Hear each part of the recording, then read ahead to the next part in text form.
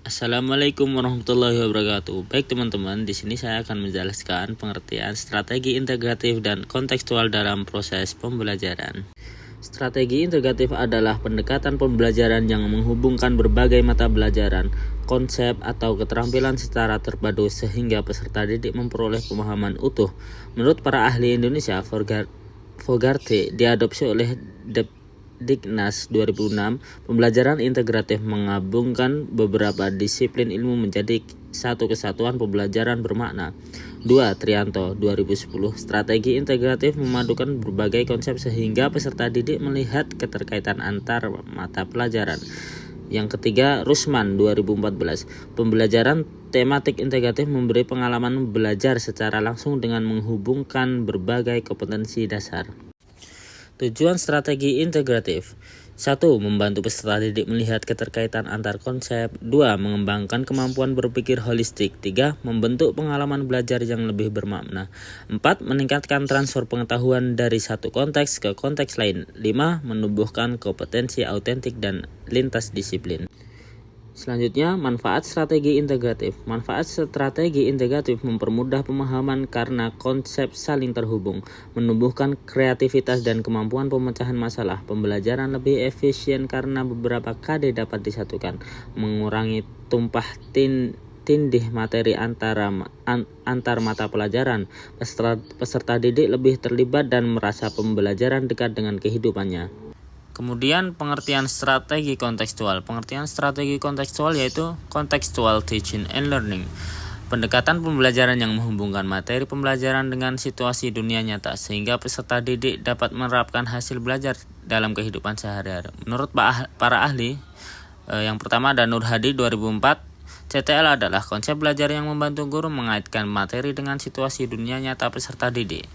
Yang kedua ada Wina Sanjaya 2008, CTL menekankan keterlibatan siswa secara penuh untuk menemukan materi belajar dengan menghubungkannya pada konteks kehidupan nyata. Yang ketiga ada Saiful Sagala 2013, CTL memfasilitasi siswa untuk mengembangkan pengetahuan melalui pengalaman nyata. Nah, selanjutnya tujuan strategi kontekstual.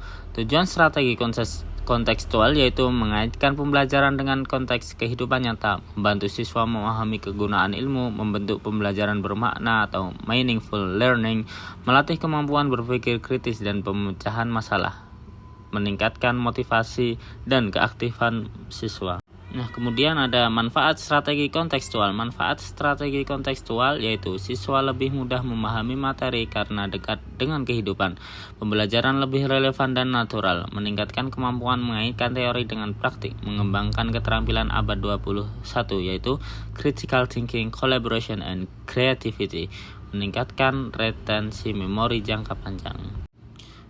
Nah, kemudian ada perbedaan utama strategi integratif dan kontekstual. Strategi integratif yaitu menekankan keterpaduan antara berbagai mata pelajaran atau konsep. Yang kedua, menggabungkan beberapa kompetensi atau disiplin ilmu ke dalam satu tema pembelajaran. Yang ketiga, bertujuan membangun pemahaman yang holistik dan menyeluruh.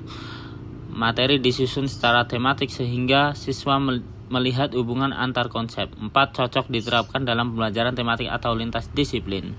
Kemudian strategi kontekstual. 1. Menekankan keterkaitan mata pelajaran dengan konteks kehidupan nyata siswa. 2. Pembelajaran dikaitkan dengan pengalaman langsung, lingkungan sekitar atau permasalahan sehari-hari. 3. Bertujuan menciptakan pembelajaran yang bermakna dan dapat diterapkan dalam kehidupan siswa. 4. Siswa belajar melalui kegiatan nyata seperti observasi, diskusi masalah nyata, eksperimen, atau proyek. Nah, perbedaan inti yaitu strategi integratif fokus pada menghubungkan mata pelajaran, sedangkan strategi kontekstual fokus pada menghubungkan materi dengan kehidupan nyata siswa. Nah, selanjutnya di sini saya akan menjelaskan letak strategi integratif dan kontekstual. Letak strategi integratif dan kontekstual dalam contoh di atas. Strategi integratif yang pertama menggabungkan IPA plus IPS plus bahasa dalam satu tema, pencemaran lingkungan. Yang kedua, tugas laporan mengintegrasikan keterampilan bahasa dengan konten IPA atau IPS. Yang ketiga, tujuan pembelajaran lintas disiplin. Kemudian ada strategi kontekstual, yaitu observasi lingkungan nyata di sekitar sekolah, diskusi berbasis masalah lingkungan yang benar-benar terjadi. Kemudian solusi yang dibuat siswa berhubungan langsung dengan kehidupan sehari-hari. Dan yang terakhir, pengalaman belajar konkret sebelum teori. Baik, di sini saya akan menjelaskan di mana pembelajaran integratif dan kontekstual. Nah, ini yang pertama yaitu integratif dengan materi sabar.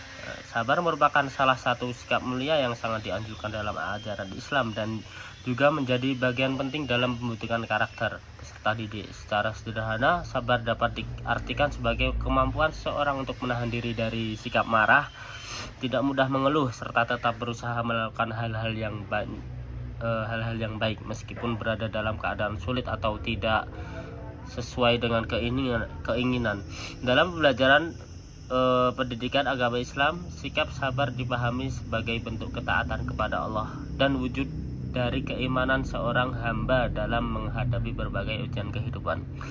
Dalam Al-Quran, Allah menegaskan pentingnya sikap sabar.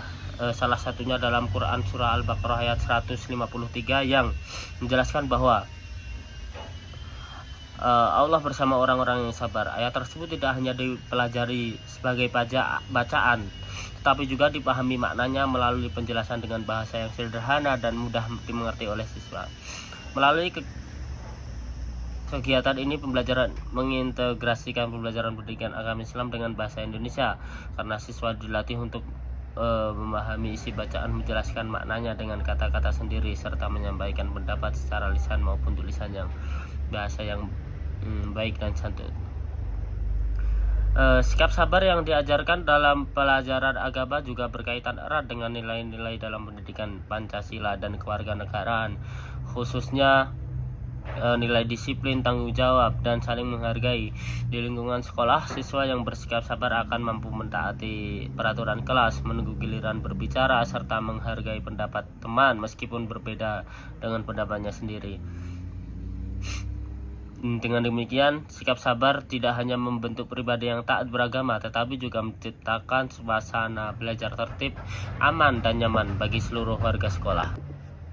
Nah, kemudian pembelajaran kontekstual. Sabar dari materi sabar tadi. Sabar adalah sikap menahan diri dari marah, tidak mudah mengeluh, dan tetap berusaha berbuat baik meskipun kita sedang menghadapi keadaan yang tidak menyenangkan. Dalam kehidupan sehari-hari, setiap anak pasti pernah berada pada suatu situasi yang menguji kesabaran, baik di sekolah, di rumah, di manapun itu, saat bermain atau saat belajar maupun di lingkungan sekitar. Oleh karena itu, sikap sabar sangat penting untuk dimiliki dan dilatih sejak dini. Di lingkungan sekolah, sikap sabar dapat ditujukan melalui berbagai perilaku sederhana yang sering dialami oleh siswa kelas 6. Misalnya, ketika guru meminta siswa untuk bergiliran berbicara di kelas, sikap sabar terlihat dari kemampuan siswa untuk menunggu giliran tanpa memotong pembicaraan teman. Selain itu, sikap sabar juga dapat ditunjukkan saat siswa harus mengantri di kantin sekolah, menerima teguran dari guru, atau mendapatkan hasil ulangan yang belum sesuai dengan harapan. Dengan bersabar, siswa dapat mengendalikan emosi dan belajar memperbaiki diri tanpa menyalahkan orang lain. Selain di sekolah dan di rumah, yaitu menunjukkan kesabaran dengan membantu orang tua mengerjakan pekerjaan rumah meskipun sedang ingin bermain, menerima arahan atau nasihat dengan sikap yang baik, serta tidak mudah marah ketika diminta mengulang pekerjaan yang belum rapi. Dengan bersikap sabar di rumah, hubungan antara anak dan anggota keluarga akan menjadi lebih harmonis dengan penuh saling pengertian. Selain di sekolah dan di rumah, sikap sabar perlu diterapkan di lingkungan masyarakat dan pergaulan sehari-hari. Ketika bermain bersama teman-teman, sikap sabar dan ditujukan dengan menunggu giliran, tidak memaksakan kehendak, serta mampu menerima perbedaan pendapat tanpa bertengkar. Jika terjadi ejekan atau kesalahpahaman, harus sabar akan memilih untuk menahan emosi dan menyelesaikan masalah dengan cara yang baik sehingga persahabatan tetap terjaga.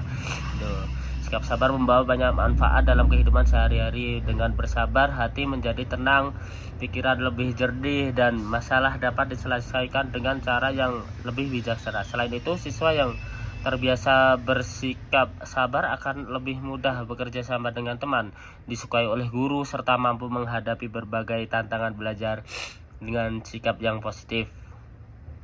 Nah, cukup itu dari saya. Kurang lebihnya mohon maaf. Assalamualaikum warahmatullahi wabarakatuh. Nah, kesimpulannya yaitu strategi integratif membantu pembelajaran menjadi utuh dan holistik. Strategi kontekstual membuat pembelajaran relevan, nyata, dan bermakna. Kombinasi keduanya sangat cocok diterapkan dalam kurikulum Merdeka.